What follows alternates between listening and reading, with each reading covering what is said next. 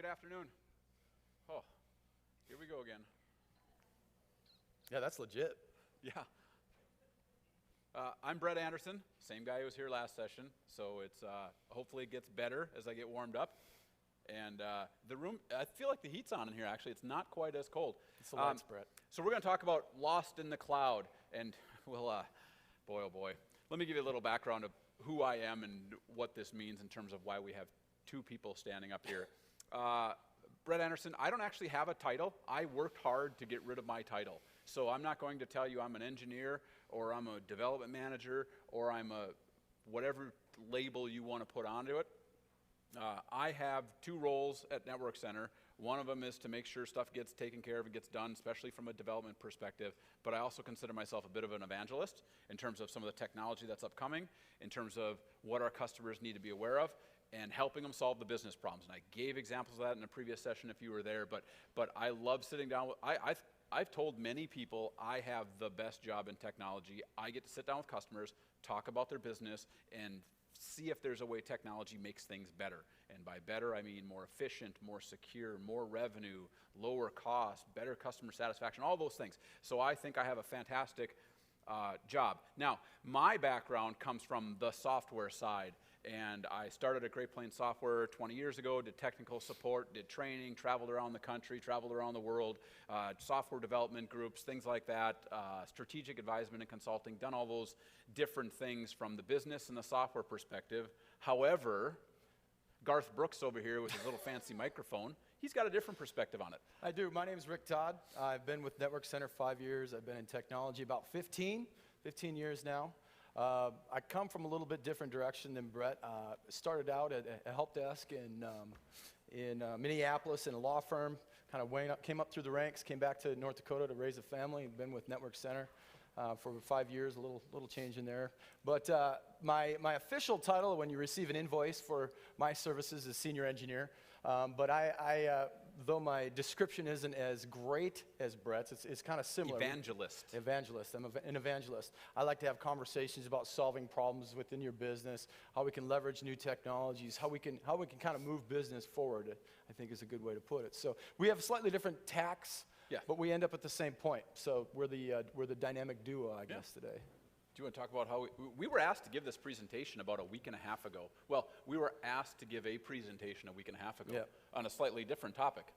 Yeah, so the original ask was to do a presentation on backups. And honestly, if there's one thing in the entire world in IT that I could probably never talk about again, it's backups, because backups have got to be about the driest, most boring topic you could talk about. It doesn't change lives. It doesn't move things forward. It doesn't have a profound impact. So we kind of changed the topic, and it sort of meandered into this and where we are here. Yeah. So be thankful. When this session is done, be thankful we didn't talk about backups for 40 minutes. Because even though it's cold in here, I guarantee you guys would be falling asleep because there's nothing more less exciting than backups. And again, like he said, does it add a lot of value? Well, I mean, it's security and it's like an insurance policy and you got to have it. But Lord, you don't want to hear us two guys talking about it for 35 minutes. That's just no good for anybody. So what are we going to talk about? We're going to talk about the cloud. This is, again, an introductory to it. We're going to talk it from a business perspective, but we'll also give you some examples of how it works and what some of our customers are doing and give you some examples. Yeah, I think. If you want to jump to the slides.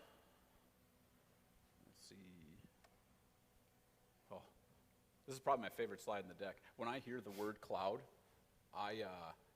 it is ubiquitous, it's everywhere, and it means absolutely nothing. So when somebody says, hey, I want to go to the cloud, my answer is, hey, why?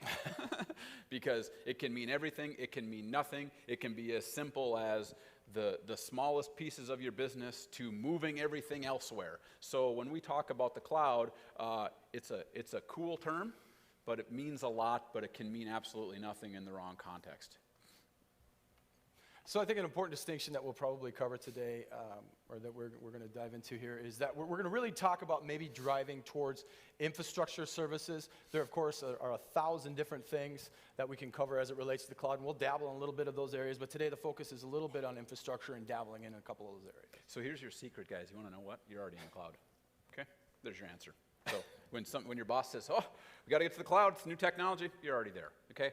Some of your mail's up there. Basically, all we're talking about is something hosted elsewhere. So your kids are on Instagram, you've got your YouTube account, and people are taking streaming music from Spotify, it's in the cloud. So you're likely already there, and you're likely already using it, but we're going to talk about what it means from a business perspective getting into the cloud. So you've got some options, technical and non-technical. Technical, non-technical. That's why we have two of us up here. So from the technical perspective, you want to talk a little bit about the stack? Yeah, if we talk about the stack in technical terms, I like to break it down really into these areas. You can, as you think about them, as we move up through that stack, we're pairing off responsibility, and we're giving that responsibility outside, and we're giving to the people that are responsible for the cloud. So hardware as a service, or HaaS, these are all the AASs, I think we refer to them as. Yeah, I think we even have the top one is you as a service. Anything can be as a service. Hardware as a service, really it's somebody taking care of the infrastructure in your building. Maybe they're leasing it to you, they're monitoring all the metrics, they're making sure the drives are healthy, all that kind of stuff. There's co-location, where you own the hardware or you lease the hardware and you put it into a partner's building. We do this with our friends at Parsec quite frequently. Maybe some of you already have experience in that area, but you're literally, your hardware is somewhere else and you're taking advantage of their power, their internet, and their redundancy built into their systems. There's infrastructure as a service, where you're literally leasing compute. So somebody else has made the investment in all of those services underneath there, where they've got the building, they've got the internet, they've got the compute on their premises, and then they're just leasing them back to you. And what you end up doing is you plug in your operating system and you build your services on top of that. Then we have platform as a service. Your Salesforce, is a great example, where you literally have a base or platform that you build your web-based solution or your cloud-based solution on. And again, all that stack underneath that platform is somebody else's responsibility, and your job is to take up from that and go above that. Then there's software as a service, which we use every single day. I'm sure some people have Gmail, or we have the old Hotmail accounts, if those are still out there. Those kinds of things are software as a service. And Brett, your you as a service was an example. I threw that in there because why not make anything as a service if you're going to throw an acronym out there? And from the non-technical perspective, he's given some great examples, from Salesforce.com to Gmail, and you've got storage options from Microsoft to Amazon Web Services, to whether you have co-location or you're using a vendor that provides hardware or storage for you as well. There's a lot that's out there in terms of sharing and data. But the reality is, on some of these bigger players here, from the business side, you're probably working with some of these. And a few of these we work with quite a bit, some of them a little bit less, but Dropbox is very pervasive. Office 365 and some of the Google apps in terms of productivity or Office suite of solutions or options that are out there. But also, we mentioned here, you'll see we've got Salesforce.com, which we talked about, but you've got Parsec, and Parsec is one of our partners that we will talk a little bit later in terms of a case study and the good things they do in terms of their security and their cloud solution and their cloud offering. But that's also available from Azure and Amazon Web Services, Rackspace, things like that. But a lot of the business players in that prior list you'll see highlighted here.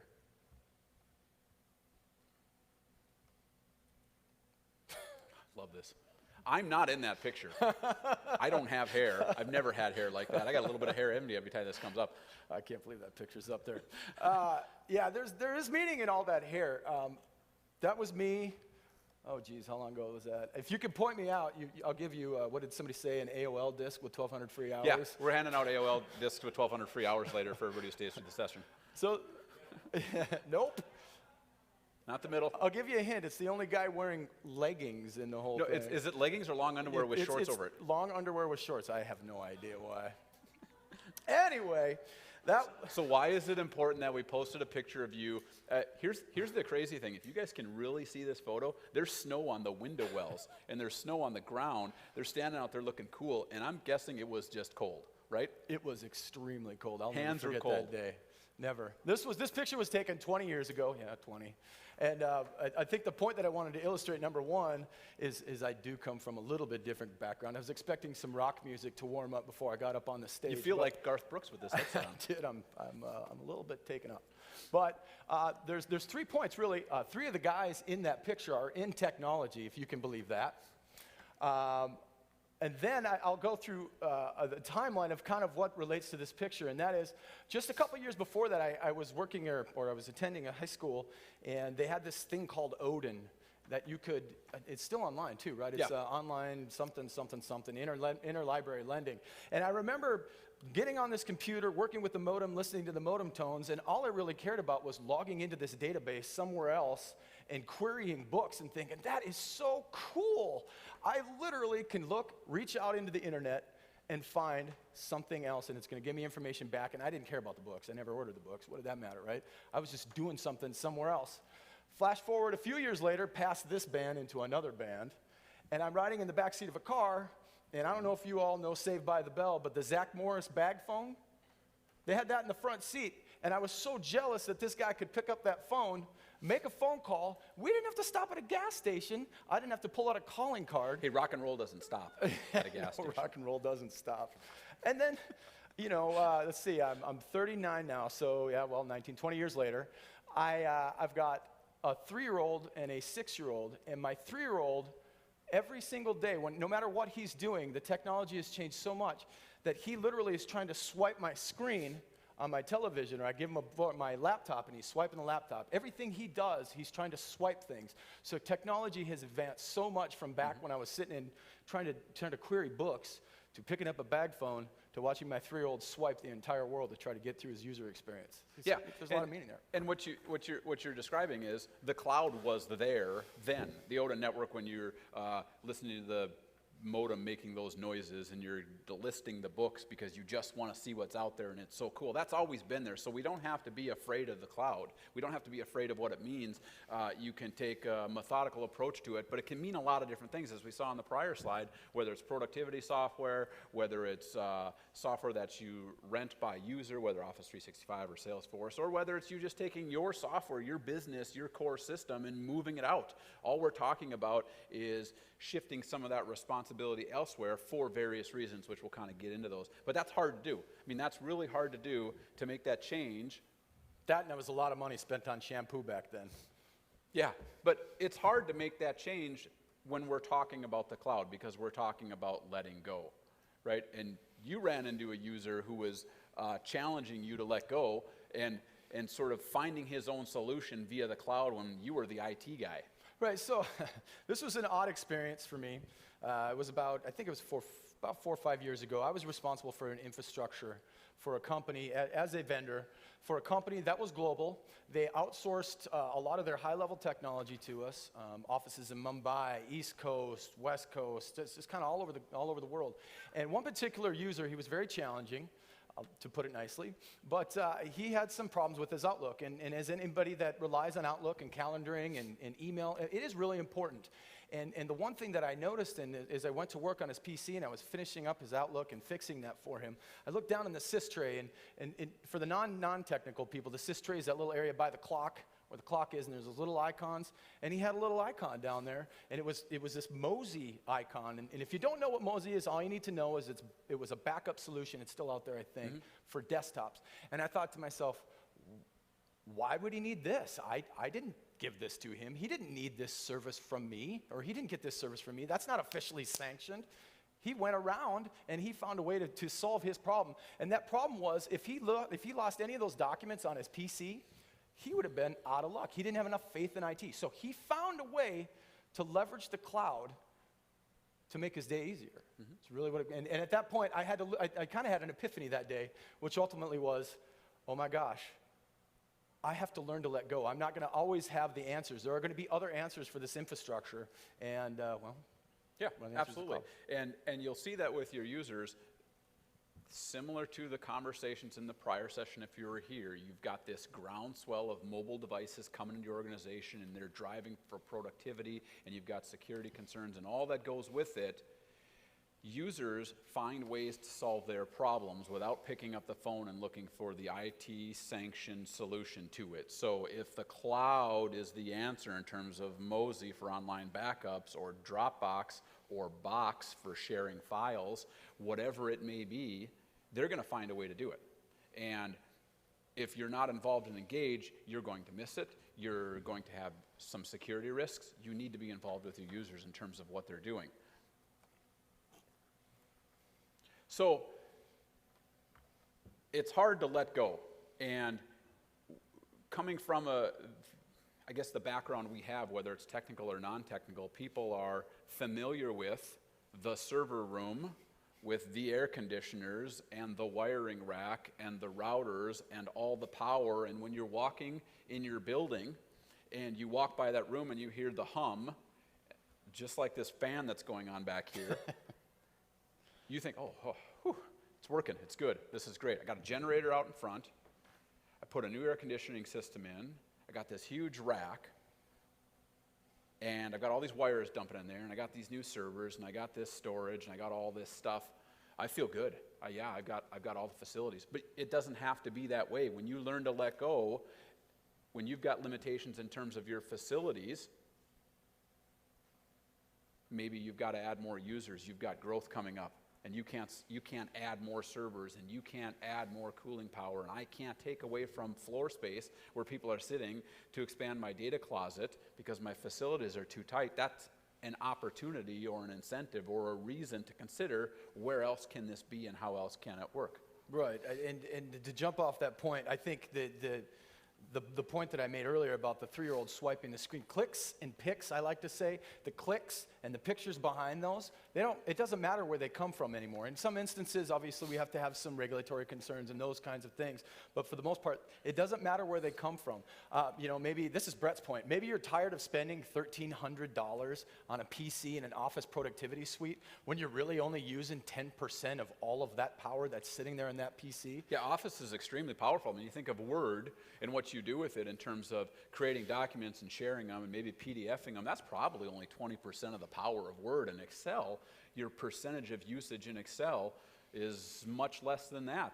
Most people don't pivot tables, do VLOOKUPs, all those other things that are in Excel, because Excel is incredibly powerful, and it's very expensive to buy Office to use portions of it. And Microsoft realizes this, Google Apps realizes this. You can get online cloud-based versions of their software with core functionality that costs less. So as opposed to ramping up with huge licensing expenses for employees, let's say it's seasonal and then ramping down, maybe you just buy it per users. You run it from the cloud. It's the analogy we've got there is don't buy yourself a Ferrari to go to the grocery store once a month when all you really need is a bicycle to get there. We'd all love to have the Ferrari on the weekends, but you don't necessarily need to spend the money for it.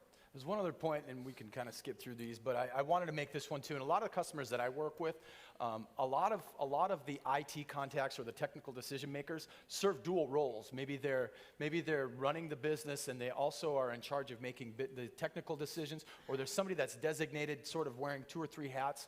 And one of the advantages that we have to moving to the cloud or adopting cloud technologies is to make that or give that person the ability to focus on the business and not worry so much about the administrative overhead that's associated with having that hardware, with listening to that hum of that fan and having that infrastructure in your business. So there's always management in some fashion. Like I said, we offload a lot of that responsibility, but there's always going to be some responsibility there. But as you can imagine, as you move up through that stack, you're obviously going to be able to get rid of a lot of a lot of that overhead. So. Absolutely. So we talked about the incentives in terms of moving to the cloud, whether you've got facility constraints and you don't want to add more rack space and another generator and backup and cooling and more servers, and software at the desktop side gets so expensive, and you've got serious growth that's coming up, and maybe you don't want to write out the $100,000 check right then for more infrastructure back into it. But the reality is, that's one set of reasons to consider the cloud.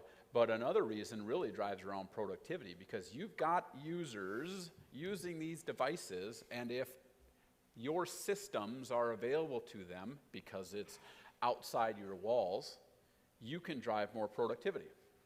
Right. And we all measure productivity differently. I think that's a good point. Whether you're a nurse and you can see and help your patients more effectively, maybe you're a farmer and you're out in the field and you need to get more yield, or you need to have your people in their respective places more quickly to get the seed in the ground, or maybe my favorite example is always the attorney, because if there's one thing attorneys know how to do, it's to be productive and make money, right? To squeeze a nickel out of nothing. Right. That's easy to quantify productivity there and use that as the example. Yeah, so when we talk about that productivity, again, we're talking moving to the cloud and making your systems available because maybe you have infrastructure issues, you've got growth that's difficult to predict. But the reality is if you can, just like the user you talked about who had that Mozy backup, who found his way to work, he was looking to be more productive, as opposed to opening an IT ticket, doing this, doing that, getting the IT approved way to get his documents backed up. He solved it himself because he wants to be productive and he knows he's got to cover his risks. The same thing goes in terms of that gift of time, and we'll use the example of the attorney. Heck, we'll use the example of me as a person who, my job is to drive value to customers, and you use the example of being an engineer when you get an invoice for your time. That's about time. Right. And time is valuable, not only from our perspective, but from your customer's perspective and the people you work with. And it was funny, when we were going through the initial presentations this morning, the general sessions, everybody had a phone in front of them. Not everybody was on it all the time, but everybody had a device in front of them. Yeah, absolutely. And why do you have that? Because you can get productivity with it. You want to give your example in terms of that? Yeah. So how many people in here, the first thing they do when they pick up their phone, or when they wake up and they open their eyes, they look at their phone and they check their email? Everybody? No? Some people have rules against it? Yep, I'm the same way. Maybe you're transitioning in breakfast and you're looking at your tablet or whatever you're doing. You're getting caught up on things you need to get caught up, and then you get into the building, and of course you're doing everything at work that you need to do. You get home. If you're like me, I have a 1-hour moratorium where I spend time with the family and I have dinner, and then the next thing that I do when I get the kids to bed, they don't go to bed that early, I wish, but I go back to my tablet, and right before I close my eyes, I want to make sure there's no bombs in my inbox, right? So I go through my inbox. In fact, there was a study. Is that where we are? Yeah, we can go to that one. Yep. Let's do that. There was a study in the UK done 2 years ago. Think about this, 2 years ago. How much has changed in 2 years? 2 years ago, people were spending 3 more hours a day on productivity-related things related to work. They were checking their email. Those phones were tied in. Their tablets were plugged in. That blows my mind. Yeah, and that's just from the email perspective. Think about what you can do today in terms of productivity with cloud-based solutions. Let's use Office 365, or let's use Salesforce.com, or let's use whatever app drives your business, your ERP solutions. You get those available to your users outside the walls when they're at home, and you're capturing that productivity. They're on their devices anyways. They're looking for it. So that can drive revenue. You want to do the math on this since I'm no good at math? This is my math. And I love using the attorney example again because it's easy to quantify, but you can relate this into the terms that you want to. We talk about 3 hours a day, 5 days a week, right? So 3 hours a day, people are doing this. What if we could capture a half hour of that time? A half hour a day for 5 days a week, 52 weeks a year, and let's say they're a marginal attorney, and they're making $150 an hour. That translates to $19,500 a person per year to the bottom line. That's just money back in the tank for a half hour a day if we could capture that half hour. Multiply that times 20, and we'll just round up for beer math. That's $400,000 a year to the bottom line you can get back by capturing a half hour a day of time, by using the cloud and using these technologies and embracing that technology. Yeah, not everybody bills by the hour or is looking to squeeze a nickel out of nothing, and we can insert your lawyer joke here. I come from a long line of attorneys, it's fair. But the reality is everybody has to drive productivity, whether you're customer service, whether you're in sales, whether you're a physician, whoever you are, the more productive you can be, the more revenue you can drive. And hey, let's be honest, we talked about it this morning with Gary Inman's talk about the internet. We have a resource problem in North Dakota, finding good people, training them, keeping them up to speed. So if you can retain those, the workforce, fantastic, but what if you can make them more productive and you decrease the need to hire more people because you are more productive? There's your solution. There's your ROI. There's your value proposition around moving things to the cloud, getting things available outside your walls, and leveraging some of those technologies that are out there. So good. So tear down the walls, guys. So I use the example of in your organization, you're walking by the server closet and you hear the hum of the fans and you know it's running. That's not necessarily the answer to drive productivity nowadays, because there are so many options that are available that don't have to touch, be felt, be tinkered with, have your hands on. There's just so many ways you can administer your infrastructure because of the cloud. So you may have those facility constraints that drive you to go to the cloud. You may have the desire to get more productivity out of your users, so you're going to push apps out to the cloud. But tearing down those walls is the first step in it. There was a point that I made when we gave the not backup presentation a week and a half ago that I just thought about, and that is the customer that I referenced earlier, they outsource legal stuff, and maybe I mentioned that before, but they could calculate down to the square foot how much that square foot was making them. So to go back to them and have that conversation today and say, hey, what if we could take that server room for the most part, get that out of there? How many dollars would that square footage relate back to you and get your producers sitting in those spots? So you can always quantify those things. Yeah, but it's not easy to let go, is it? We're not used to it. We're used to feeling it. We're used to touching it. But obviously there's other concerns too around security. You've got physical security. You've got concerns around connectivity and multi-factor authentication and integration. But all those pieces are being solved. And there are answers to all these questions, and there are ways you can get around it. And I'll use the example from one of the presentations this morning.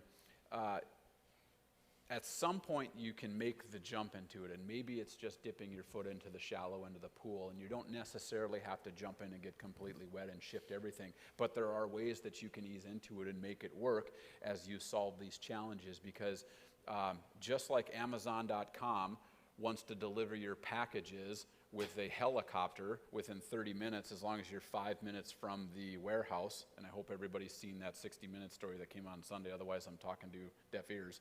But that may not be the solution. That may never come to fruition, just like your first foray into the cloud may not be the solution, but it's the start, and it's worth something, and it gets you going in the right direction. Just like Google Glass, I think is fantastic, and it's neat, and it's cool, and I'd love to have one, but I don't know the practical implementation of it and how I'm going to use it, but it's a step in the right direction. So as we talk about the challenges and letting go, maybe you do something around document sharing with your users, and you use SharePoint or use Office 365 or you use Box.com or you use Dropbox, just something to get you started. You'll find your comfort level gets better, and your ability to kind of accept these changes increases, and you're heading in the right direction, because this is where the future is going. Just like mobile devices are here, this cloud shift, it's the pendulum shift. It's happening again, where these things are moving outside your walls.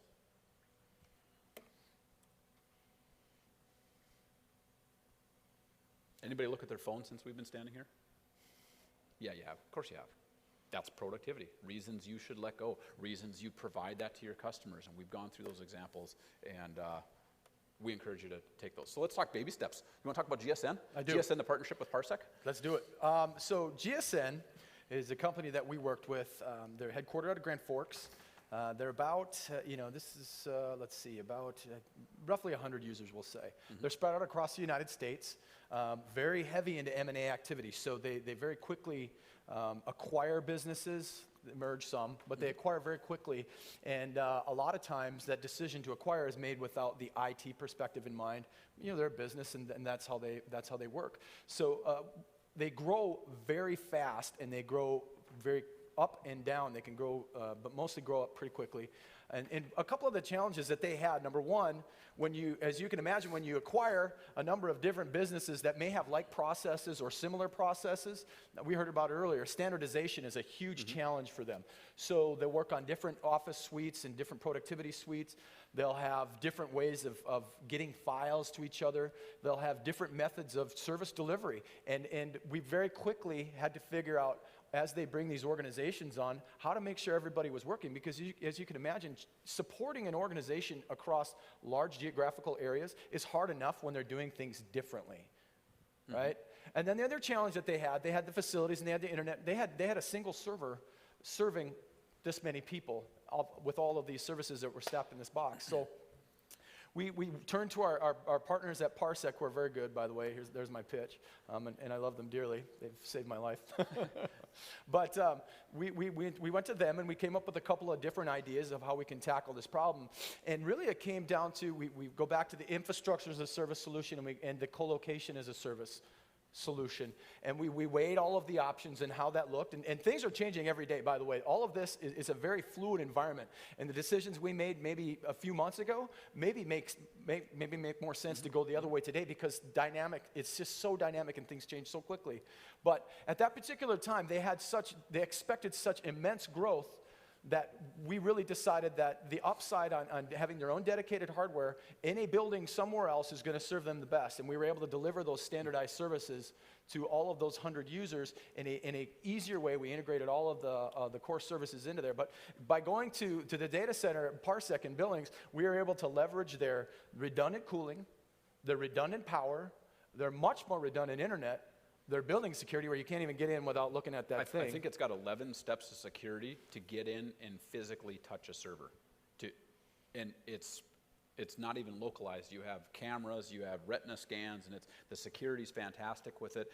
And you know, the reason to go to Parsec, or the reason to outsource it, is, as you touched on, they have limitations in their facility in Grand Forks. So they've got their users spread out throughout the country, and they have to dial in somewhere. They have to be connected into home base somewhere. But their building on the frontage road of the interstate up in Grand Forks has one internet connection coming in. The building size is set, and it's prohibitive to add more rack space, more cooling, more generators, more backup for growth that's happening very fastly because of the M&A activities. So the reason is, go to Parsec. Your scaling's better, your internet's better, your disaster recovery. Oh, the disaster recovery is a game changer for them. Yep. Not to mention, if you cut that one piece of fiber going into their building, Grand Forks might still be able to work just fine, but the 80 people outside of that building are sitting there twiddling their thumbs. So that was a huge win for us. So. Yeah, absolutely. And our third companies, I did reference it earlier, but you know, the way they work and what they do is they've moved to a self-service model, and they're pushing everything outside their walls. So when the Chicago Board of Trade sets the national price for a particular crop, and they set their discount cash price, this is all done centralized in Arthur, where they specify 15 cents as the cash discount for this particular commodity. It goes out and it updates their account on the vendor that provides the Chicago Board of Trade trading prices, and then that just dumps out everywhere, out through the cloud, onto their website, dumps out on the mobile apps. Now the farmers are self-service based. They have all their information at their fingertips, and no longer are they sending out text messages in bulk to a mass of phone numbers when the prices change for particular products. So again, little baby steps, just examples of how you go to the cloud. I hate saying that. How you go to the cloud and leverage it, whether it's from a facilities constraint, whether it's a productivity, whether it's customer service, whether you've got users elsewhere, whether you're unpredictable growth, but there are a lot of different options to get you out there, and it's a great opportunity to take that step. Salesman always said, get the ask. Get the ask. That's right. So the upshot to all this, I think, if you want to take the technical guy's takeaway, is there isn't one easy answer for everybody. And some of you have probably even looked into the cloud and you say, I just don't even know where to dip my toe in. We're happy to have those conversations with you and talk about them. But you really talk about it on a service by service level. What makes sense for you? Do you have regulatory concerns?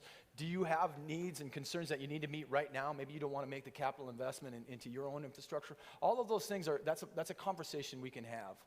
I think the biggest takeaway for me personally, though, is that the more stuff you move out of your building, the less I have to talk about backups, because that's somebody else's responsibility. Yeah. Absolutely. From the non-technical perspective, consider it. It's out there. There are many options for you. It may help you increase your productivity of your staff. It may reduce your risk you've got locally. It could maybe decrease your IT costs. It may help you drive, again, just better efficiencies with your customers and better relationships with them. So there are, given your business challenges, there could be a solution for you in the cloud. So any questions from the group? Not that we could see. Again, staring in the headlights here. We answered all of them. I doubt it. Okay. Thanks for coming out, guys. We appreciate it. We'll take a little break, and I think the next session starts at 3. Yep. Thank you.